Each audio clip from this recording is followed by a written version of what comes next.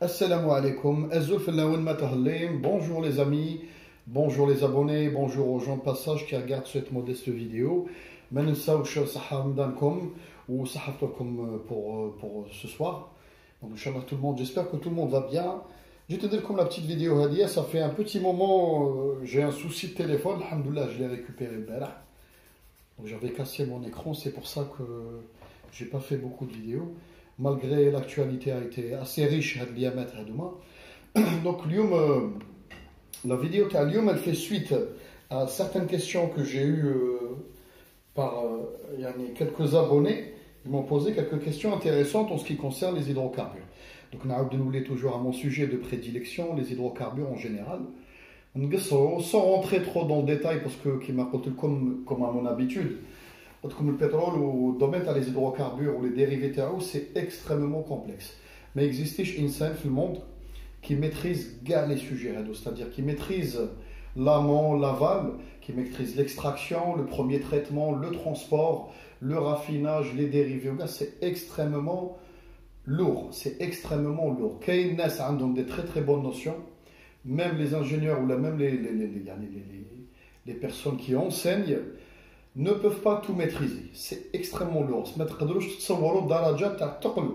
Le domaine pétrolier. Pourquoi? Parce que tout simplement, le pétrole est à la base de tous les produits qu'on utilise au quotidien. C'est-à-dire, mis à part le bois, ou mis à part le fer, comment on dit, tous les dérivés ferreux, ou là de tout ce qui est acier. En dehors de ça, quasiment le pétrole.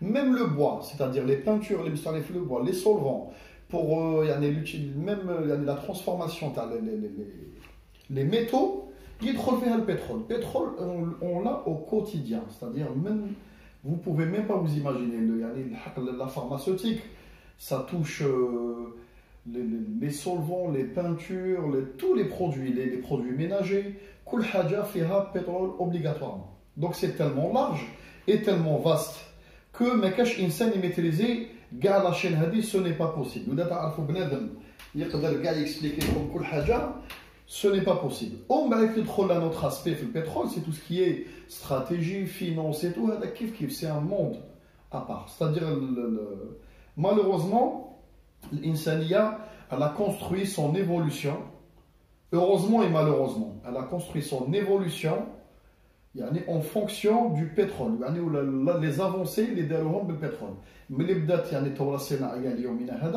au début c'était le charbon, c'est un peu compliqué le charbon, d'énormes inconvénients. Donc le pétrole, derrière, découvrir le pétrole, l'utilité du pétrole, l'être humain a avancé ce qu'on a actuellement aujourd'hui comme technologie. Le rapport du pétrole, même l'électronique, c'est-à-dire partout, quasiment partout. Donc c'est extrêmement vaste. C'est une introduction. Quelques questions que j'ai eues directement. Je vais essayer à mon niveau d'apporter des réponses. Est-ce que l'Algérie importe du kérosène? Est-ce que la raffinerie à Augusta, l'Algérie à la ExxonMobil, avec les 3 terminaux italiens, les 3 terminaux pétroliers, est-ce que c'est une bonne affaire ou là ce n'est pas une bonne affaire? Je pense à les deux questions principales qu'on va essayer de traiter aujourd'hui. Il y en a d'après les données des Andés, où je me suis documenté ou ce que je sais. نبداو بالimportation du kérosène. على حسابي قبل ما نبداو نفهمكم واحد النقطة. Je l'ai déjà expliqué dans d'autres vidéos, بصح كاين الناس لازم يفهموا واحد كيما يقول لكم quelques points très très importants قبل ما نبداو كلش. على بالكم كاين انواع من البترول، كاين انواع différentes sortes de pétrole. كاين mis à part la base terreau, mais en général, il y a des tableaux de classification, tu as les pétroles. Le pétrole, il a le TBTS, c'est à très basse teneur en soufre. On va là le BTS, on va MTS, on va le HTS, on va le THTS, très haute teneur en soufre, c'est-à-dire même TBTS à THTS, comme une palette de différents pétroles. On va la décocher en compte la viscosité, la teneur en eau, les faits naturellement. Il y a des produits plus visqueux, il y a des pétroles avec plus d'eau, plus d'H2O, il y a des pétroles qui ont plus de soufre. Alors, comme il y a naturellement, c'est-à-dire que tu veux le pétrole, ce n'est pas toi qui décides. C'est la qualité, il y a une différente qualité. Hormis la viscosité ou la teneur en soufre, il y a une ma où ils l'eau, où il y a beaucoup de paramètres qui décident de la qualité du pétrole de base. Le pétrole de base, quand on commence à le raffiner, qui est le coupé, comme tu as donc essayez de schématiser dans votre tête, c'est-à-dire comme des produits, c'est ce qu'on appelle les produits légers. Légers dans le pétrole. À peu près, il y a le kérosène, le kérosène, au-dessus, comme le nafta, les essences, les butanes, c'est-à-dire comme les produits légers.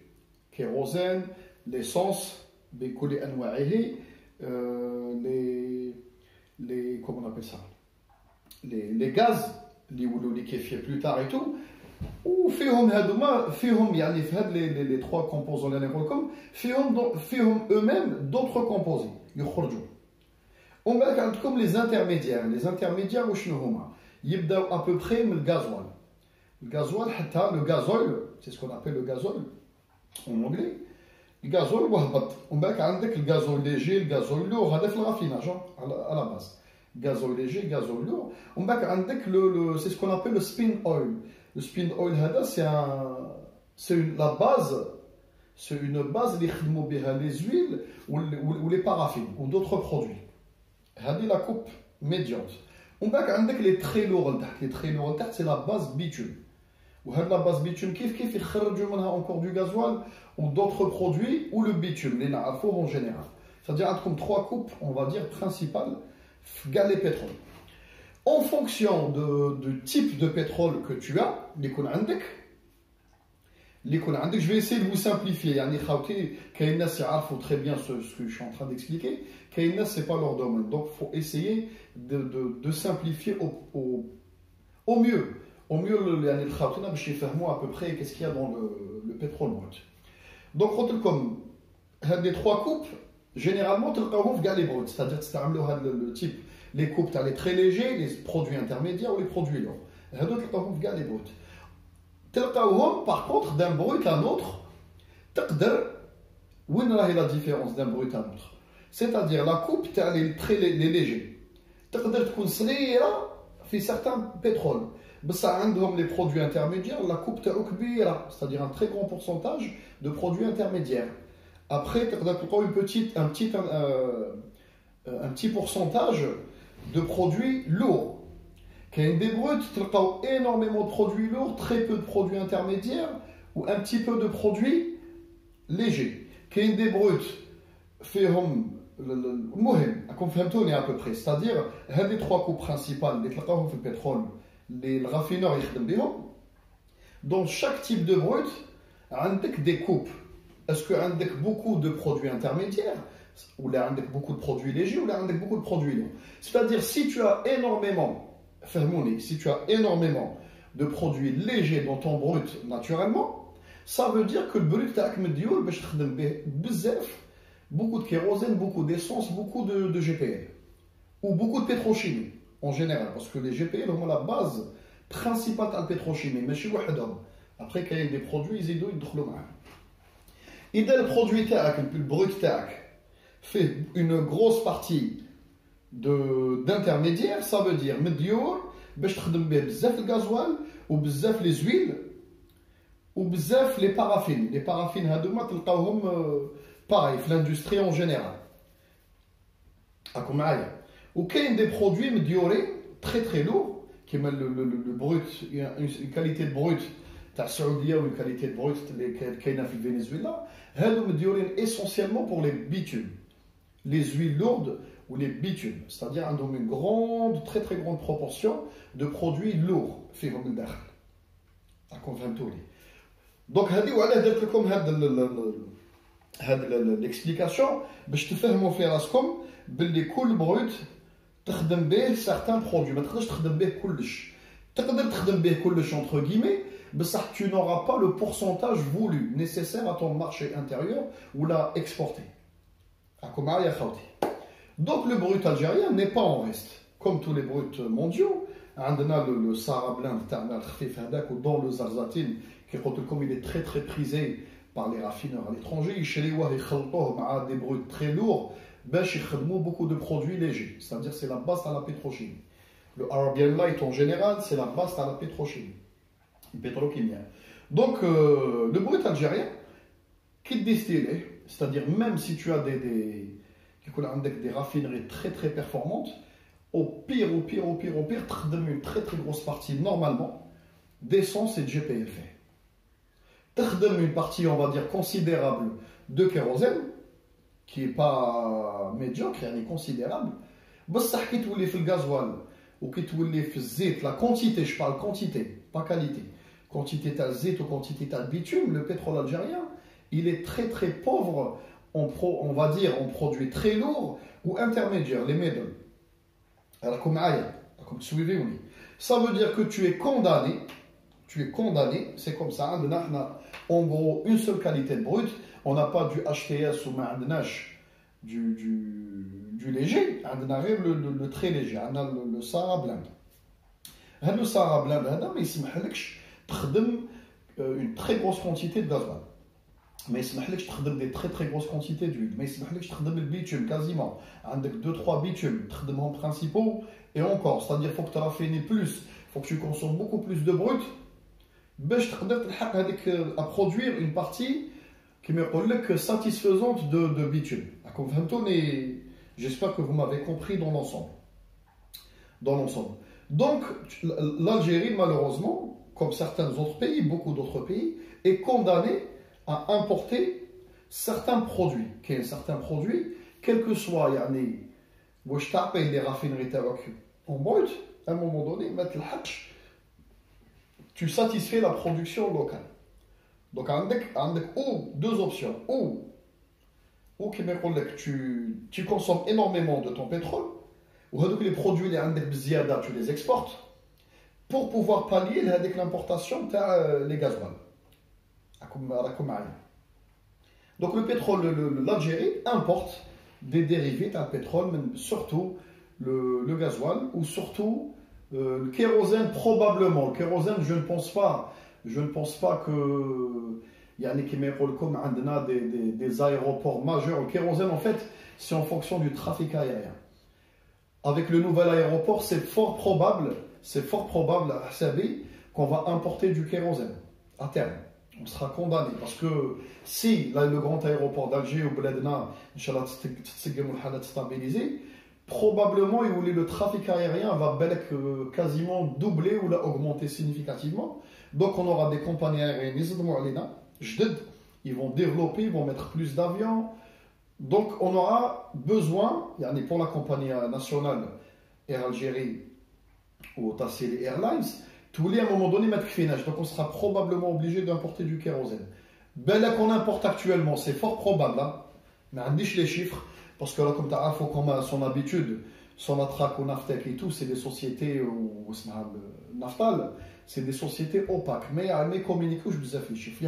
À la louche, il te parle de chiffres d'un milliard, de tonnes importées par an. Mais ça, on a les chiffres exacts. Comme c'est des chiffres. Après, il y a une partie des ténèbres.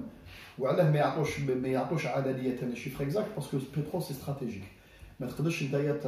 Tu dis précisément de quoi tu dépends ou là tu dis précisément c'est quoi les réserves. Des fois, il trop le fait qui me recommande géostratégie. Donc, les chiffres, en général, sur la traque, elle ne communique pas beaucoup. Donc, la question, j'espère que ça va répondre. Le Khona Hadal va poser la question, est-ce qu'on importe du kérosène? Probablement, je le dis bien, très peu, mais on importe un peu. Là, c'est bien, on importe une partie. Mais là qu'on n'importe pas, mais la proportion est très très basse. On importe surtout de l'essence, et on importe du gasoil. D'où les produits principaux les n'importe quoi. Ou n'importe où les bitumes. Les bitumes en fonction des besoins. Quand le cocaïne, les bitumes fait avec une palette de 60 qualités de bitume. Mais le brut ne produisait aucune des qualités. Donc on est obligé d'importer du bitume. Donc bitume, essence, gasoil. Ou binatom quel kérosène. Donc probablement si on importe les produits à dos, la logique veut qu'on importe une petite partie de gasoil. Mais à l'achat du trafic aérien, je ne pense pas que ça soit énorme. Mais si le projet à l'aéroport d'Alger va doubler, ça va devenir un hub, un petit hub africain, si ça va doubler le trafic aérien, fort probable que nous, on va réellement importer des tankers complets de kérosène. L'avenir nous le dit. Par rapport à la raffinerie à Augusta. La raffinerie à Augusta, on voit de tout et du n'importe quoi. Qu'il y a les pour, qu'il y a les contre. Donc il faut écouter les deux belligérants. On va dire choisir son camp. Il choisit son camp. Un homme en camp, pour moi, c'est une bonne manœuvre. Pour moi, c'est une bonne manœuvre. Keynes, pour eux, c'est une très très mauvaise manœuvre. Le fait les chaleurs de la raffinerie. Donc on va essayer de discuter les pourquoi du camp. Le mouchkil qui m'a rendu comme l'Algérie importe pour à peu près, je vais vous dire une bêtise, on a 11 millions de tonnes, je crois, de production locale, à peu près 1,6. On consomme 15 millions de tonnes de produits pétroliers. Donc on a un déficit à peu près, tu as 3 millions jusqu'à 4 millions de tonnes. On est obligé de tout produit confondu. Gasoil, essence, bitume, probablement une partie de kérosène. Donc pour pallier à ça, وشنو هما الحلول؟ الحلول c'est que تبني une, je pense pas que تكفي, ou je pense pas que ça soit la stratégie actuelle. تبني 2 raffineries. Apparemment elle est toujours en travaux, ou je ne sais pas le degré d'avancement des travaux, où ils ont attaqué des travaux la raffinerie d'Erzeu, la raffinerie de Skikda, ou la raffinerie de CDRC في Alger, ou celle de Hassim Saoud. Donc apparemment les 4 raffineries principales algériennes sont en travaux. Pour augmenter les capacités. C'est une bonne chose. C'est une bonne chose qu'on aurait dû même faire, je pense, il y a 20 ans. Parce que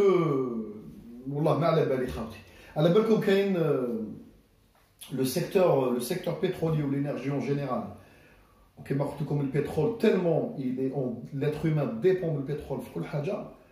Le pétrole, c'est un secteur extrêmement stratégique. Comme la Maison Blanche, ou les doual Kobra, les puissants de ce monde, ont des bureaux de stratégie. Ils étudient la stratégie énergétique et fossile, où ils étudient les perspectives, c'est-à-dire ils disent des recettes, à 10 ans, 20 ans. Est-ce que nous avons des bureaux qui ont des stratégies sur 10 ans, 20 ans? Je doute fortement. Alors, non, je ne pense pas. Je ne pense pas. Des fois, ils font des choses à la va-vite. Des fois, des cabinets ministériels avec des ministres, ils disent, des fois, c'est du bricolage, c'est du rafistolage. C'est une grande question.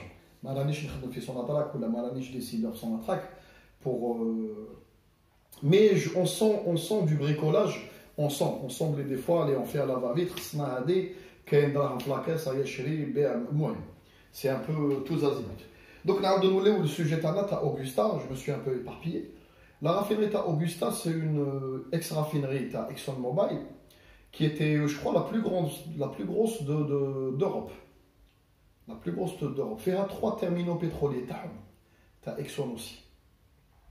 3 terminaux pétroliers, les canaux, ils desservaient l'Italie, au complet le sud de l'Italie, ou même des fois certains autres pays européens.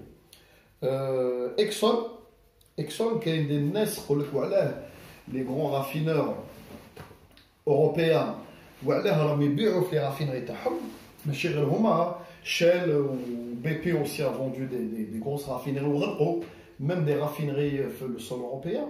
Parce que comme le raffinage en lui-même, le raffinage, tel qu'on le connaît, ne rapporte pas d'argent. Le raffinage, mais il dit d'argent. Le raffinage, كما يقول لكم يخدم منتجات باش تلبي يعني les besoins t'as les grands produits, c'est ce qu'on appelle les grands produits, l'essence, le gasoil, le zait, t'as ton mobilette, le kérosène, les grands produits. Qu'est-ce qui rapporte? C'est la pétrochimie derrière, c'est-à-dire tous les dérivés. Les dérivés, les grands produits. Ou qu'est-ce qui rapporte aussi? C'est l'exploitation, c'est-à-dire le gisement. L'amont rapporte de l'argent. Le raffinage ne rapporte quasiment rien. On s'est lancé dedans parce que nous-mêmes, on importe pour des milliards annuels de grands produits. Donc à un moment donné, les grandes raffineries en travaux, les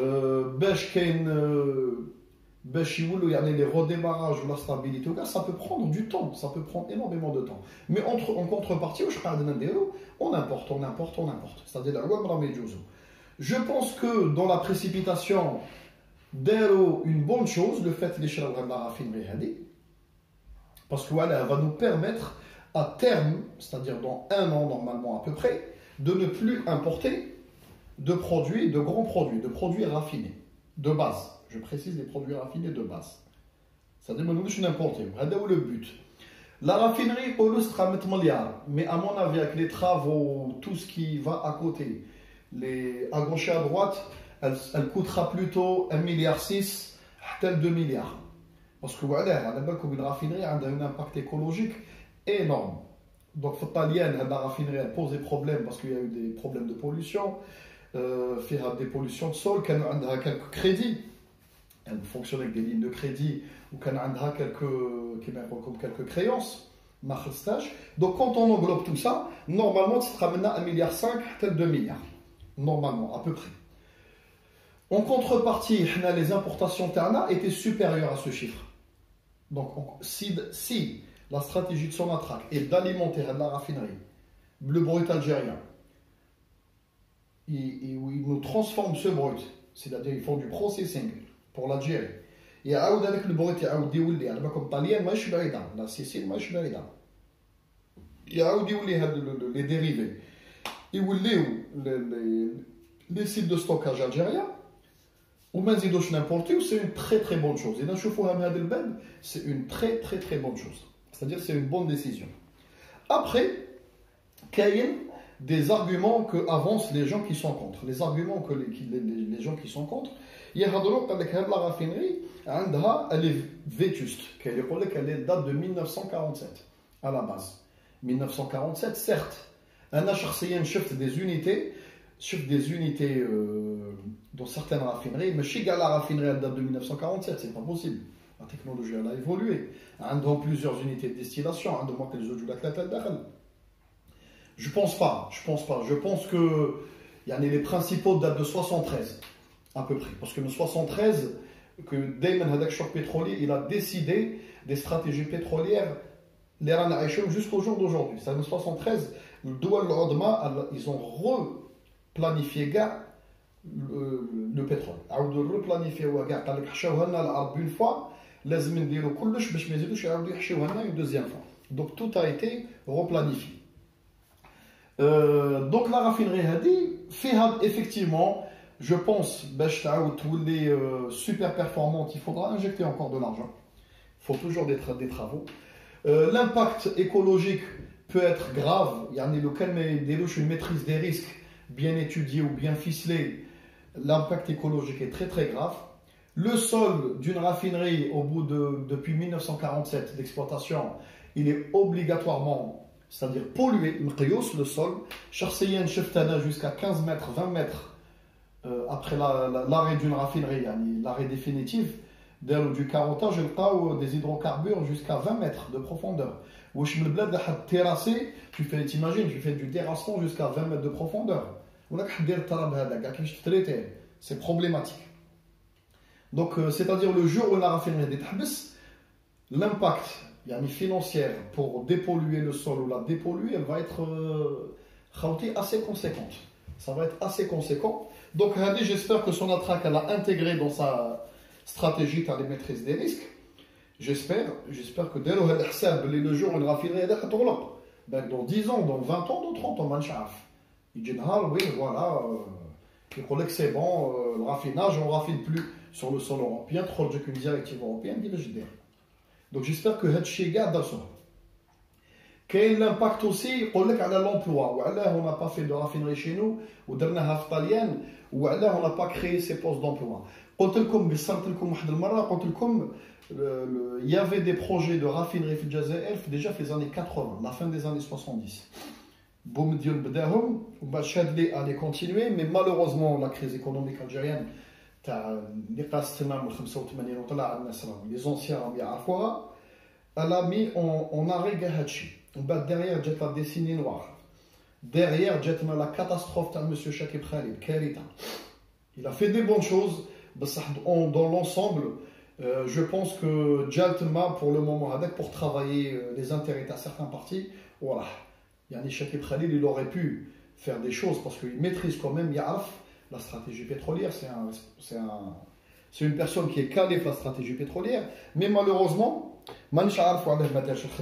alors qu'on avait les finances, on aurait pu faire, je pense, au moins 2-3 raffineries facilement. Donc, c'est trop tard. C'est pratiquement trop tard. Parce que la donne à la consommation les dernières raffineries majeures, les majors, des grosses raffineries énormes, qui sont à Djoubel, مع توتال وكاين لا رافينري هذيك اللي بناتها شيل في الهند. هادو هما لي رافينري ماجور. Le seul pays اللي مازالو يبني دي رافينري ماجور parce que عنده des besoins énormes, c'est la Chine. Avec la Chine, avec c'est à part parce qu'ils sont 1,6 milliard. Donc déjà leur consommation locale déjà ils sont obligés, c'est-à-dire c'est le seul pays qui a un dos, mais un le choix. Ils sont obligés de nous des raffineries majeures. Est-ce que nous, Jazair, en fonction de notre population, ou les perspectives d'avenir Tana, ou le marché proche de l'Europe, est-ce que construire des raffineries majeures est une bonne chose? Non. Mais construire des petites raffineries, je pense que 2 serait urgent. J'espère que je ne sais pas ce que ça donne. Je ne me suis pas trop documenté dessus. J'espère qu'ils vont accélérer le chi. Où je pense qu'ils disent obligatoirement les cantons projets donc c'est un peu compliqué. En gros, grosso modo, il y en a l'instant T, c'est-à-dire maintenant, pendant 5 ans, la raffinerie d'Augusta avec 2 milliards d'investissements va nous permettre de ne plus, logiquement, si c'est bien géré, de ne plus importer de produits, de grands produits, de produits de consommation locale. C'est le but, normalement. Mais est-ce que il y a l'objectif où là tout a été bien étudié, bien ficelé? Je n'ai pas les dossiers en main. Il y a des gens qui sont plus calés que moi. La stratégie pétrolière, c'est un domaine, un métier. C'est un métier à part. C'est-à-dire les trends, ou les calculs, ou les tableaux. Donc, est-ce que j'espère sincèrement que Sonatrach a bien ficelé le dossier? Parce qu'il a ficelé bien, malgré que même le canal à la raffinerie de où il fait la dépollution et tout, on a rentabilisé quand même le temps d'augmenter notre production locale. Et dans la fislawhash, ça peut être quelque chose de très très mauvais pour l'économie algérienne. J'espère que mais dans l'ensemble, pour moi, c'est une bonne chose à terme, à court terme. On va dire sur du court terme, c'est une très très bonne chose. Après, sur du long terme, c'est une étude. Est-ce que l'étude, le gouvernement algérien, ou surtout Sonatrach, ou tout ce qui touche au pétrole, c'est verrouillé. C'est-à-dire c'est un peu compliqué. Mais j'espère que j'ai apporté quelques réponses aux questions que j'ai eues. J'espère que la petite vidéo a été comme d'habitude. N'hésitez pas à partager ou là mettre un petit pouce pour motiver Benadem, comme d'autres vidéos qui parlent du domaine.